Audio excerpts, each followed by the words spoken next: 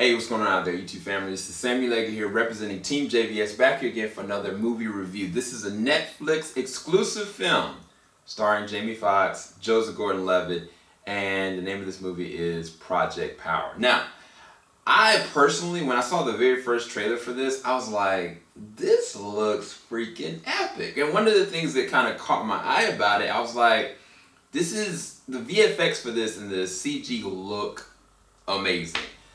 I know for a fact Joseph Gordon-Levitt and Jamie Foxx can very much so act, very well.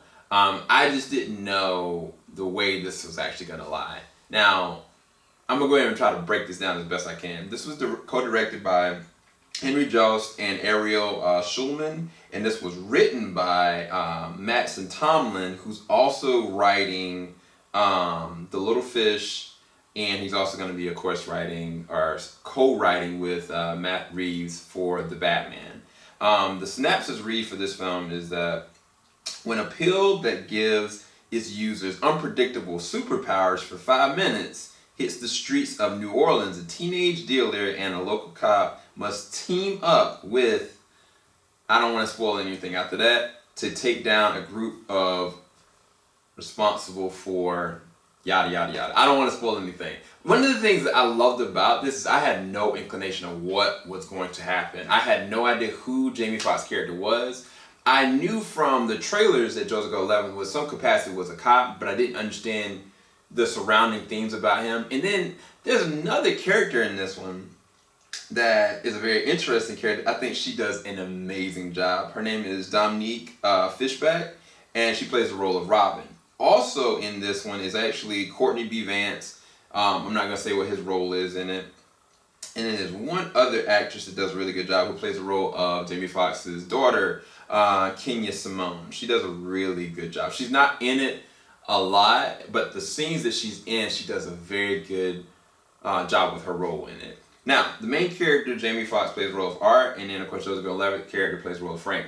Art is surrounded by a lot of mystery. From the very opening shot when you see him and like he's tracking down somebody, it looks like he's very proficient at it, and then all of a sudden you're taken off guard by what he has to deal with. Machine Gun Kelly plays a role in this movie, and he's one of the first persons that you get to see use this pill. And from that opening, from the moment that Machine Gun Kelly puts that pill in his mouth and you see what this drug really does, bro, the VFX, the CGI is amazing. But the other thing that equally works with this is that they don't spare any expense of cinematography either. Like, the scope is there. The way that this is actually shot in tandem with how good the VFX is makes this a great experience for a Friday night flick. Like, this is a good action film. Like, if you just really want to kind of like, yo, I want to see something crazy, like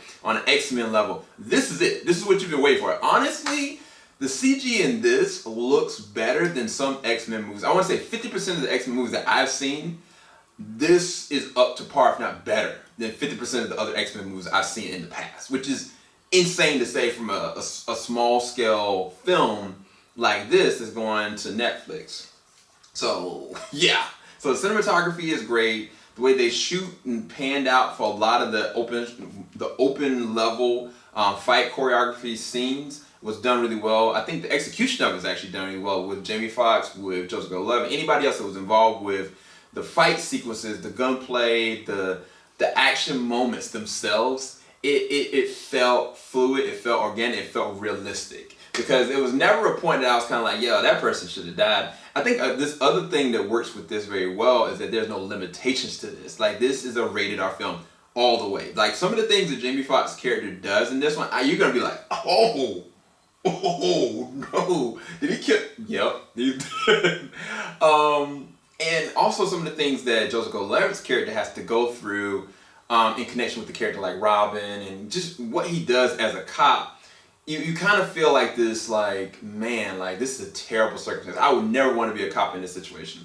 Now, I think that some of the written dialogue for some of the close and personal moments sometimes works very well, and then sometimes I think are executed a little cheesy sometimes. They feel like really fleeting moments. But there are some very good intimate moments when the characters are by themselves individually. Like the character Robin, there's a scene where she's kind of like in the classroom and like she's just not motivated. She's not in it, and you know, something kind of happens and you get to get kind of like immersed into her world for a second.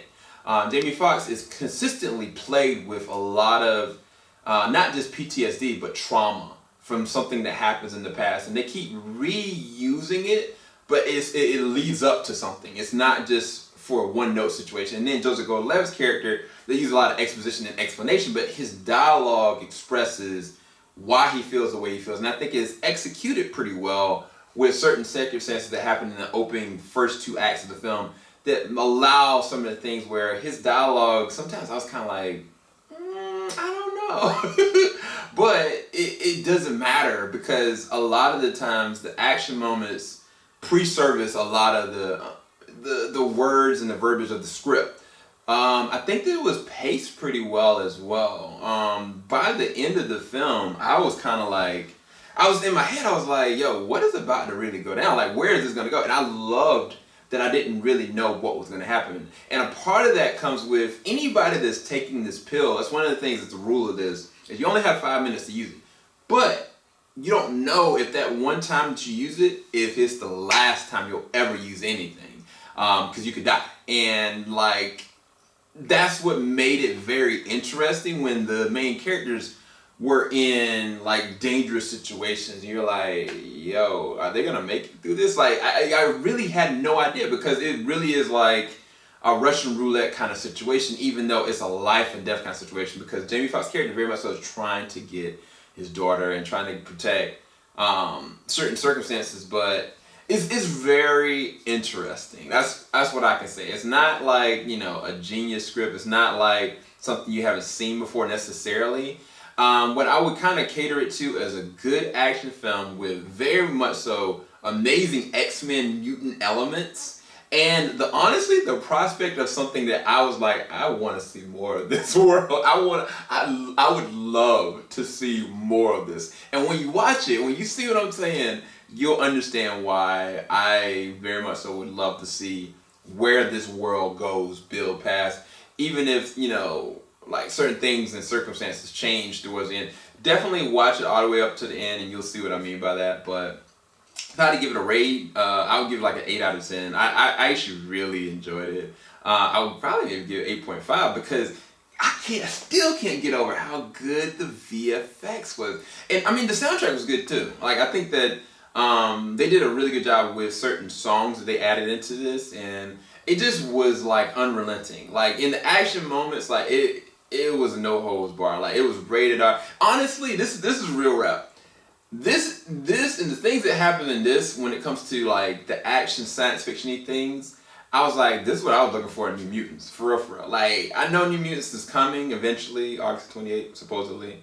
But you know, it's been kind of degraded down to being like a PG-13 film, where it's like got horror elements, but it's not gonna be. But so far, like, this doesn't have any horror elements at all, but it also doesn't have any kind of limitations on what could or would happen, and the VFX is on key. Like, I can't express that enough. Like, I really was impressed by the look of this film, how fun this film was, how funny certain moments were. Even if some cringy moments as far as open line of dialogue with certain characters, it still works because you still have 2 fine actors. Like, your boys can act either way, no matter what. So it's kind of like, you don't have to worry about them not being able to carry a film. And it's like, they carry their characters, but the film services what's surrounding in the world visually and through scope. So hopefully you go and check out Project Power. I think you're going to have a really fun time with it, just like I did. And I'll talk to you guys soon. Make sure you comment in the comment section below what you think about the film. And yeah, leave a like. Keep it locked. JVS, we ain't gonna stop. Have a blessing, guys. Peace.